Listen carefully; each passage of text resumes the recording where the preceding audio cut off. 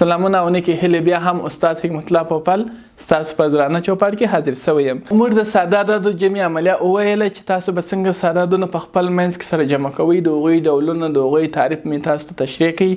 اوس که چیرې تاسو د اشاریه عددو په منځ کې د جمع عملیه خلاصوئ نو باید په څه ډول یې خلاصه کړئ.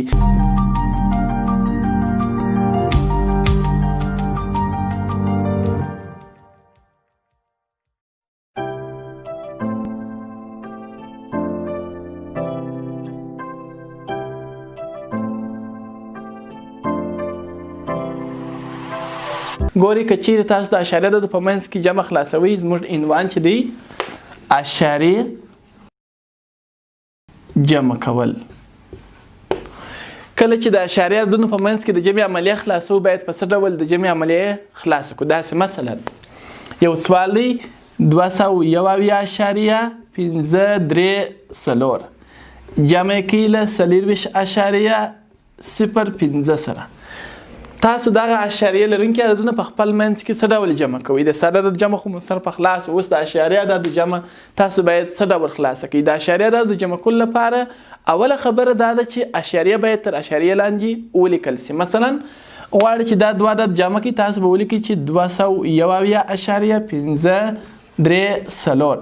کله چې تاسو دا اشاریه عدد له دې اشاریه عدد سره جمع کوئ په څه شکل باید جمع کړئ؟ لومړی باید اشاریه تر اشاریه لاندې ولیکئ. اول باید اشاریه تر اشاریه لاندې ولیکو. د اشاریه مخته چیجه ته اشاریه برخه وایي، تر اشاریه وروسته چیجه ته غیر اشاریه برخه یا صحیح برخه هم ورته وایي. د اشاریه برخه عددونه له چپې خوا څخه یو تر بل لاندې لیکو، داسې له چپې خوا څخه ورځو یو تر بل لاندې لیکو، او صحیح برخه یا غیر اشاریه برخه له راستې خوا دا به له دې خوا څخه راځو یو تر بل لاندې لیکو. کله چې مې اعداد یو تر بل لاندې ترتیب کړله بیا نو په منځ کې د جمع عملیه خلاصه کوي چې تر 4 لاندې شی نسته خپله 4 3 او 5 چې جمع کو په خپل منځ کې دا 0 او 5 چې جمع کو دا 0 د جمع د عملیې د عینیت عنصرو که پر هر عدد جمع کو بیرته هم عیني د هغه عدد په لاس راکوي. له اشاریو څخه باید یو اشاریه ولیکئ، یو او 4 چې جمع کو دا کېږي 5 او 2 چې جمع کو دا کېږي 9 او له 2 لاندې کوم عدد نسته ځکه یې پر خپل حالت سره لیکو.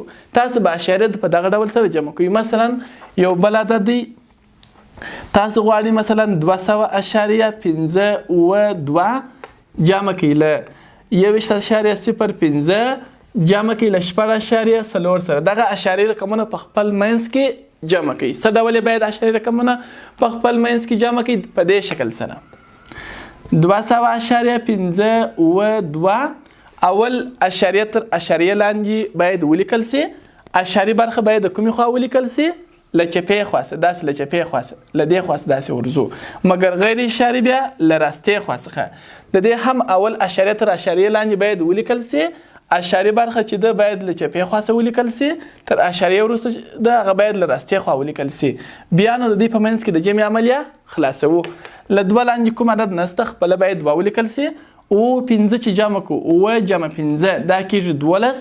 یو مې اصل لومړی رقم یې لیکو، دوام رقم یې حاصل نیسو، دا به څه 6 او 0 د عینیت عنصر دی بیرته هماغه 6 دا کېږي 10. لومړی رقم یې لیکو، دوام رقم یې حاصل تر اشاریه را اړوو، له اشاریو څخه یوه اشاریه لیکو، دا یو 0 چې جمع کو همهغه د عینیت عنصر 0 دی چې پر یوې جمع کو بیرته هماغه یو کېږي یو دا 2 او 6 دا یې 8 حاصل نه لرم. 0 او 2 0 د عینیت عنصر دی که پر 2 جمع کم عیني دغه 2 په لاس راکوي او له 2 لاندې کوم عدد نسته خپله 2.